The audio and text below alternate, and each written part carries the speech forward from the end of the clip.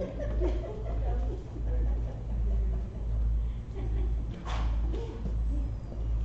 told me.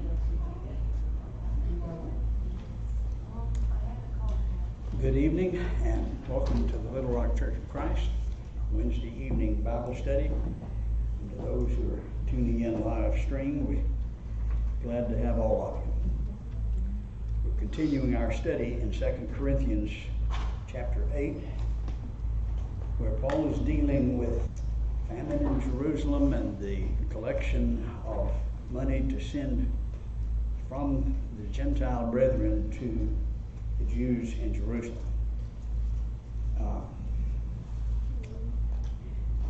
You can see a great deal of wisdom and learn a lot about how these things ought to be conducted as you see Paul's instructions to the brethren here. Some would look at his care and concern and caution and think it's a little bit of overkill. Paul didn't think so. It's hard to be too careful when you're dealing with other churches' money and involved in taking money from one place and putting it to the other. You can't be too careful. Caution was just very obvious.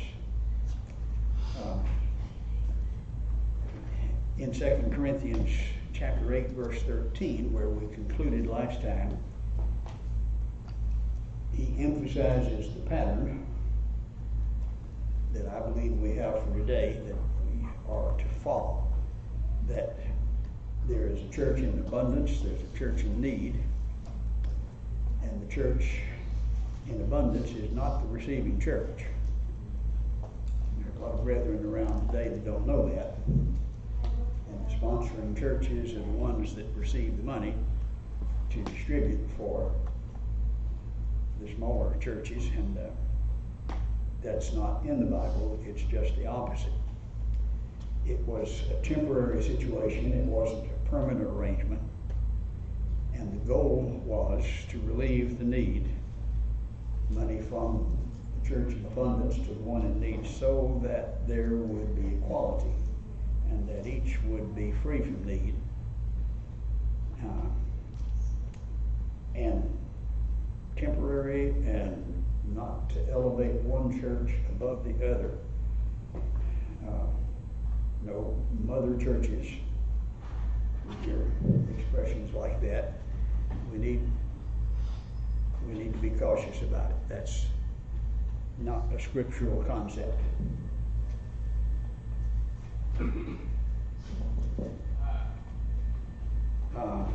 Use the illustration of manna in the wilderness that we talked about last time. Are there any questions or comments there on that section?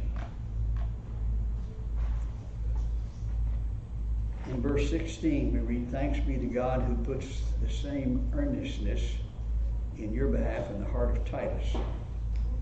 For he not only accepted our appeal, but being himself very earnest, he has gone to you of his own accord." So he was going to the church there at Corinth to pick up the money with others that he was sending. They knew Titus. He had been there, and he came back giving a good report. Paul was very anxious about the response to that first letter, and they responded just beautifully. Titus came back with that report. They appreciated him, accepted him as a servant of Paul and, of course, of the Lord. He's ready to turn around and go back, not because he has to, but because this is something he wants to do, to be of service.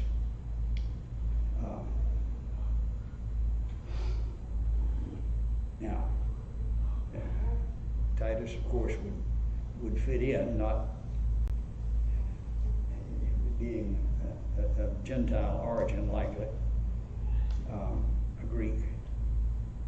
But he is the one that was one of the ones that was chosen to carry the money.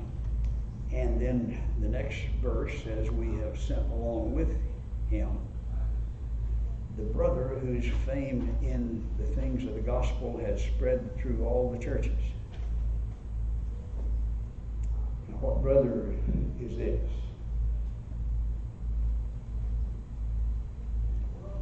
If somebody can answer that question, I'd be glad to listen.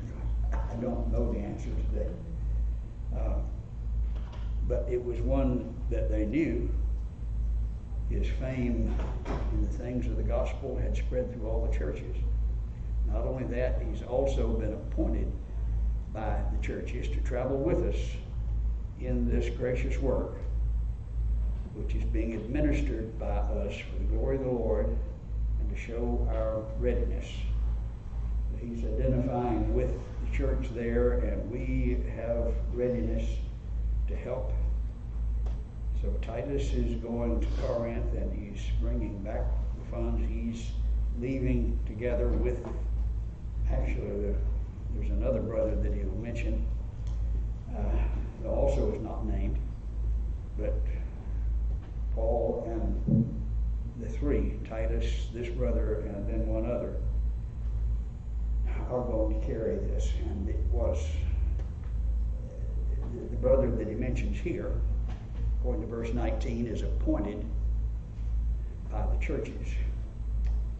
Later, they're referred to as administrators. Well, this is administrated by Paul, but they are ministers of the churches. Appointed is translated in various ways. The word literally means to vote by holding up the hand. So these weren't fellows that were friends of Paul and they can get together and do what they want to do. This was being done by the churches. They had their own representatives and they decided, not Paul.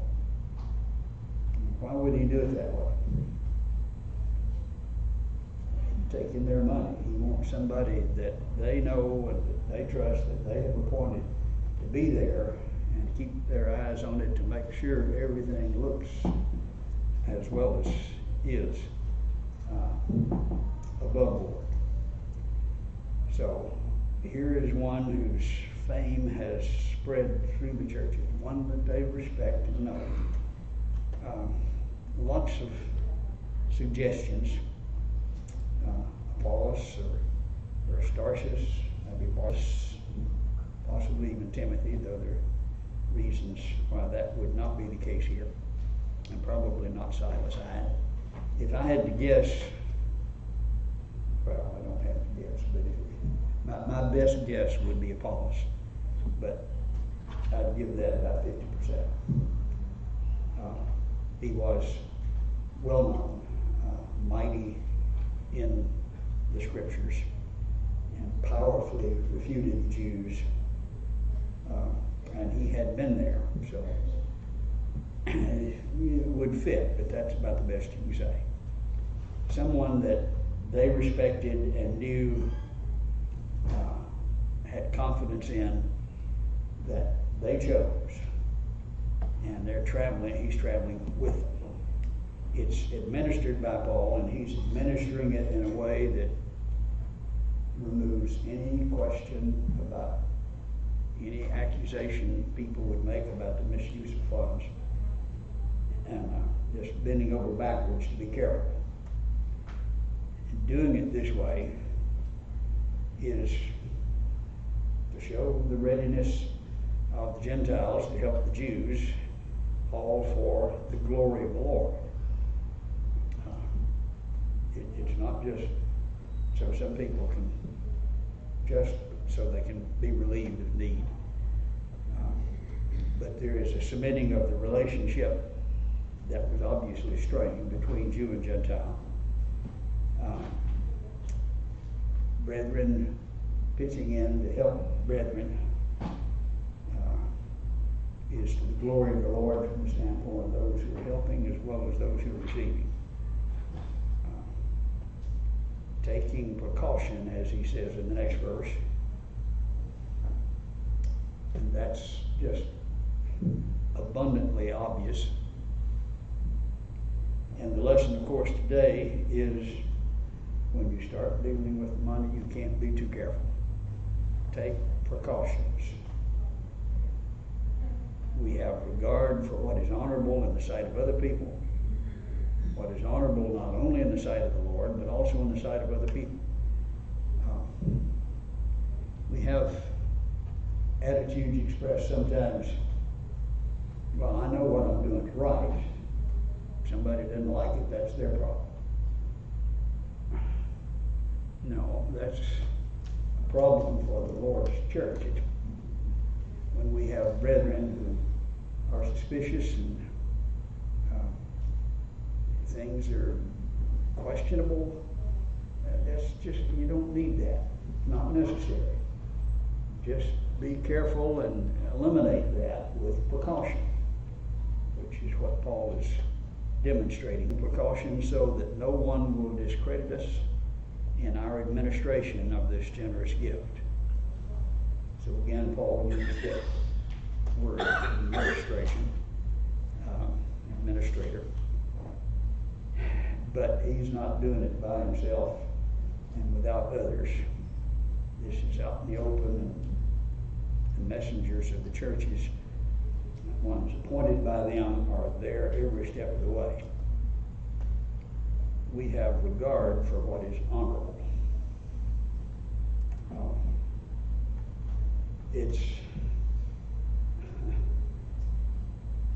I could give some examples of dishonorable conduct as well as honorable.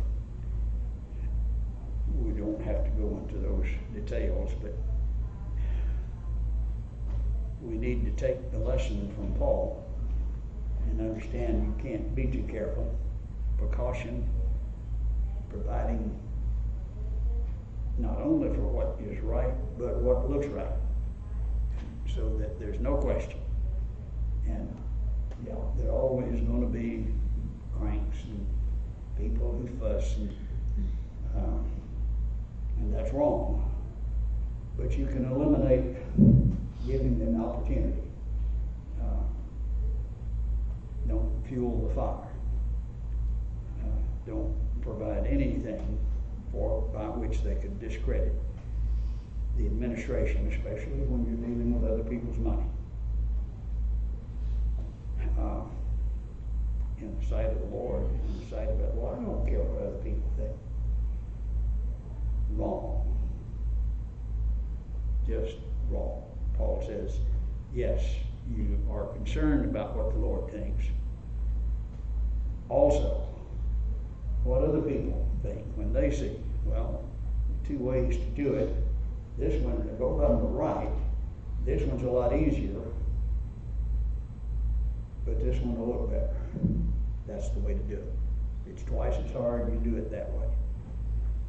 Make sure it's honorable in the sight of other people as well as the Lord. Regard for what is honorable in the sight of the Lord, and in the sight of other people. It says that two different ways, actually the same thing twice. So his administrative integrity is obvious to everybody. Determined to avoid all possible criticism so far as the collection was concerned, both as to its collection and its distribution, to keep himself aloof from any private movement or anything that might benefit him from the money as far as possible. I think there are very practical lessons that are contrary to the attitudes that we see from time to time. Paul is showing, some would say, extreme caution. I think he demonstrates a good example for all of us. Could you give an example of, what was the precaution? He just got the money, stuck it in his pocket, and ran off with it, and got there and said, "Yeah, I gave it to him." No, you needed people to see how much money you got and what you did along the way, and make sure all of it got there, and it was exactly the same amount when you got there as when you picked it up.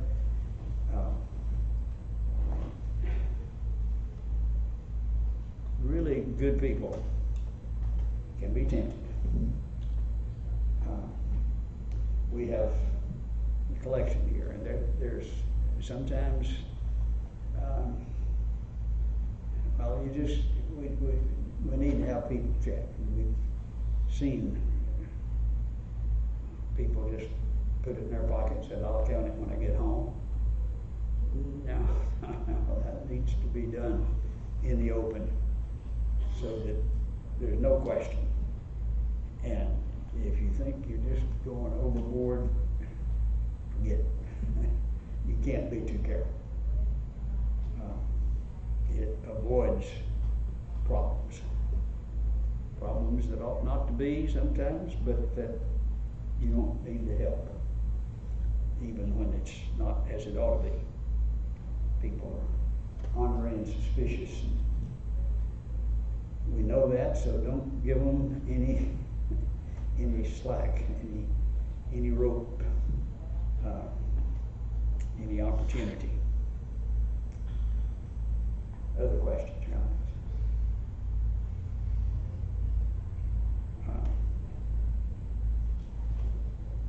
We have sent with them our brother, and this is the third individual, Titus, the brother of fame that everybody knew, and then sent with them our brother, whom we have often tested and found diligent in many things, but now even more diligent because of his great confidence in you. So another person that they knew, not just a new convert, he's probably all right. No, that's not. This is someone you know and that you've had experience with. Your person may be just fine, and you may have complete confidence yourself, but you need somebody that has been tested and that other people know have been tested when you're transporting the money. That, of course, they didn't have Western Union back then, or the means of wire transfers, and that would have simplified things with them, but they had more difficulty then. You traveling along, okay, well, yeah, we started out with this much, but we had these robbers and some kind of tale about why it's not the same. Now, you eliminate all of that when you've got people that they know, that they respect, that go along with you to make sure everything is just exactly like it ought to be. And be extra cautious, diligent in many things, even more diligent because of the great confidence in you. He could have said it the other way. You have great confidence in him, but he has great confidence in you. Is really expressing the same point, but more to their benefit. As for Titus, he's my partner. I have a question. He mentions Titus's name. Why didn't he tell us who the others were? I don't know. Maybe there's a reason. But they knew who he was talking about, and it was, and of course he says that, it's, he has great confidence in you. But Titus is his right-hand man, and they've known that for a while, a fellow worker. As for our brothers, that is the other two, they are messengers of the churches. Now that term is used in several other places. Of the apostles who are messengers, and the messengers of churches in some instances. This is an envoy, someone who is authorized to act on behalf of another. They're messengers, especially appointed by the churches. And also it helps communicate to the Jews there in Jerusalem. This is not just Paul's effort. You've got a lot of brethren behind you. And that makes a difference, just to know that it's not just Paul, it's not just one or two, but you've got brethren all over the world, all around here. And that's, I think, strengthening. I think it's beneficial to us today to understand that.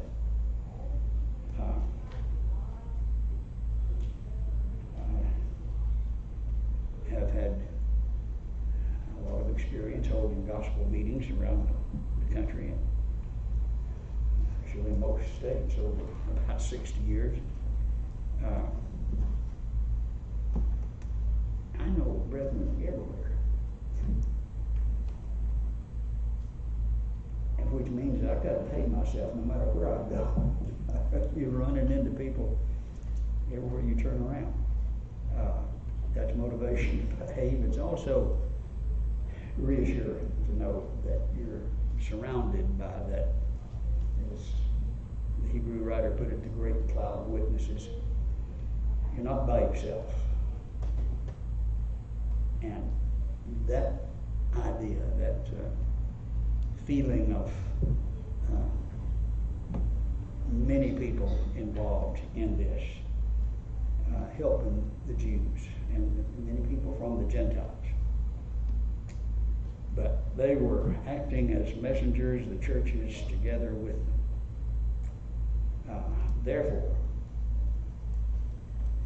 openly before the churches, show them the proof of your love and the reason for our boasting about you. Now, all of this was for what purpose? To get them up and moving, because they had sort of set out on the job. They had started, and now then they hadn't finished. Well, look at what's going on in Macedonia. And look at what's going on over, and here are all of these brethren working hard to make sure this is done just right. It's time to get up and get the job done. Show them the proof of your love. Well, yeah, we're concerned about the brethren. Where's the proof? You didn't put it quite that bluntly, but working up to it, and with all of these other factors, this is to move them to act and do what they had determined to do, finish the job. This is not just loving in word, but in deed. Does that have any application today? Yeah, I'm concerned about the church. I want to support the preaching of the gospel. I really think they're doing a good job and need help. Lots of words. Where's the proof? You see, with some, like the Macedonians, just jaw-dropping sacrifice and dedication, proof. And with others, you don't see that. It's often the case in a congregation, you've got 10% doing 90% of the work. And likewise with contribution, this is not the way it ought to be. And everybody's saying, yeah, I agree, this, we love and we have faith, and we, 3 times in this section he refers to proof of your love, proof of your dedication, which is similar to James faith without works is dead. I've got great faith. Well, let's see. Show me by your works, James says. So that he came around to that point at least 3 times in this section. For it is superfluous for me to write to you about this ministry to the saints. Now here, he's expressing his confidence, and the urging and goading insistence is done with good salesmanship. I don't have to write to you. This is over and beyond but of course he is, and they do need it. And so, but what does the word superfluous mean? I was just going to ask that. Okay. Does anybody know? Well, I've got the definition right here. Oh, okay. Of the Greek word. Being extraordinary in amount, abundant, going beyond what is necessary, then unnecessary. It's not really necessary. I'd also say there's an aloofness to superfluous. It's over and above to an extent that it's silly. Exactly. I don't really have to write this. This is beyond what I have to do. And so he's not like he's got a stick and he's goading them. He's making it It's like getting a sound steak like dinner and asking for shrimp. he's bragging on them while he's saying you need to get busy. And say that and to make it sound good, it takes some tact sometimes, and that's what he's doing. He's expressing his confidence in the fact that they will show the proof. I know your willingness, of which I boast about you to the Macedonians. Now, he had already talked about the Macedonians, who out of their deep poverty had given beyond their ability to goad them, to encourage them, and forestall any excuses. Well, I don't have any extra. Well, they didn't even have enough to get by, and they gave and begged for an opportunity to help. But now he's approaching it somewhat differently. I boasted to them about you. Now what does that do? Well, I'm going to have to get busy now. He's a motivator. Namely that Achaia has been prepared since last year. Now that's within Macedonia actually, but Achaia would include Corinth and the whole area, Athens. And yeah, the Macedonians went beyond their ability. Achaia has been prepared since last year. Your zeal has stirred up most of them, and they had been zealous initially, but they didn't finish. I have sent the brothers, these 3 that he's mentioned, Titus and 2 others, in order that our boasting about you may not prove empty in this case, so that, as I was saying, you will be prepared. Now, he didn't want to show up and they're saying, well, we didn't get around to doing this. He's going to avoid that. Make sure that they're ready. Referring to Macedonia, and then reminding them that he had referred the Macedonians to them. Others been ready since last year, and you're zealous, and I've told them all about you, and so I've sent these brothers ahead to make sure you're going to be prepared and ready so that you won't be embarrassed. And others will not see just the opposite of what we were looking for, so that you'll be prepared.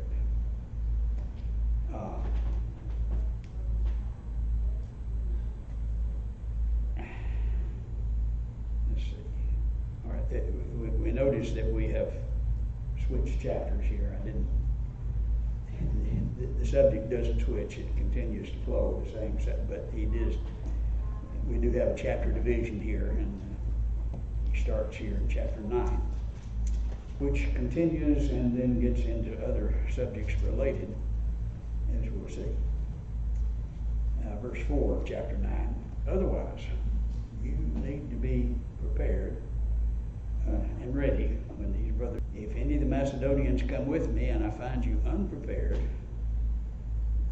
not to mention you would be put to shame by this confidence.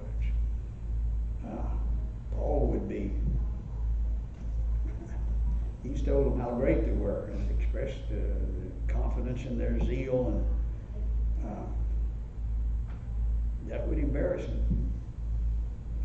I don't want to be put to shame, nor do you. So he's obviously expressing ideas from several different standpoints to help motivate and goad them in the direction where they needed to go. So I considered it necessary to urge these brothers that they go on ahead. And you need to know they're coming. And they get there and you're not ready, it's not going to be good. It'll embarrass everybody. Here they come, get ready. So they went on ahead to arrange in advance your previously promised generous gift, that the same would be ready as a generous gift and not as one grudgingly given due to greediness. You need, if you know they're coming and you're prepare ahead and responded generously, when they show up, you're going to be glad to see them. If that's not the case, there's going to be a different view, isn't there?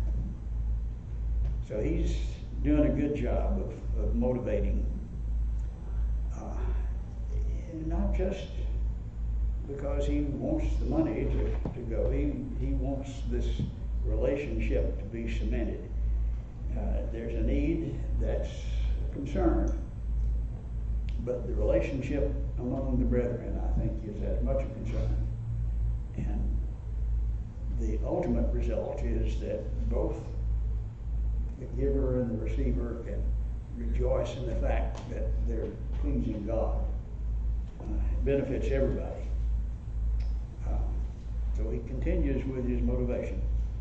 What he's talking about here is a special, temporary situation. Now, as we pointed out from 1 Corinthians 16, which is the only place in the New Testament where you have authority for the church to raise money, and that they did it on the first day of the week. And it was initially and right immediately, as he mentioned, the first day of the week, it's for the saints. That was why that was brought up at the time. But then he goes on in that chapter talking about the work of preaching the gospel and supporting this preacher and that preacher, about 3 or 4 that are mentioned there in 1 Corinthians 16, to send them on their way. That's a phrase that means more perhaps than, but if you look at the original, this involves money, and it involves doing what's necessary to get them on their way and to provide for them and to pay for the work of preaching the gospel.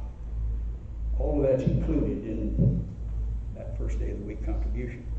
And so the principles that he's mentioning here would apply to what we raise the money for. Sometimes immediate emergency situations, sometimes what continues to be a regular need, always a need to preach the gospel. And so the principles apply not just to this emergency situation, but to all of the work of the church, which takes our zeal and our proof of sincerity. Now this I say, back to the motivation. The one who sows sparingly will also reap sparingly. The one who sows generously will also reap generously. Anybody ever heard that before? We hear that on Sunday mornings when we talk about the contribution. Not under compulsion. God loves a cheerful giver. That's a familiar passage because and it's appropriate. I think it applies. But we need to understand the whole context. I think it means more as we understand. Paul is talking particularly about a special need, cementing relationships among brethren and relieving a famine. But in all cases, it would certainly apply. What is he talking about when he says sowing generously or sowing sparingly? Not talking about a needle and thread, is it? Sowing is when you scatter the seed. We've got machines that do that today precisely, and maybe it doesn't relate to our experience today, but we understand if a fellow is planting wheat and the seed is just sown after you prepare the soil by throwing it out rather evenly. We have seed spreaders, I guess, that would do something similar to that.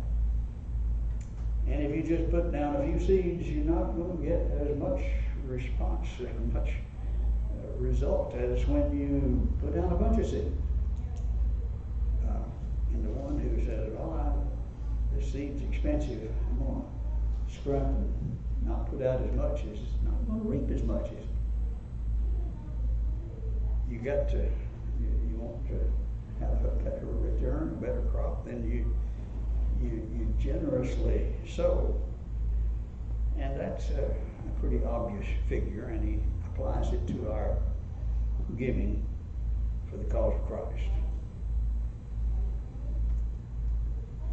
We need to think about that and take it to heart. You're having a hard time making ends meet, and you can't really give like you'd like to.